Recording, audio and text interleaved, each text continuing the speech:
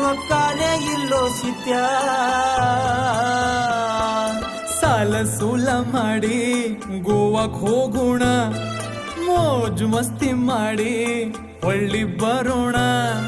ಸಾಲ ಮಾಡಿ ಹೋಗೋದು ಹರ್ಕತ್ತೇನ, ಮೂರು ಇಟ್ಟ ಬಾರ್ಸಾಕ ನಿಂತಿಯೇನ.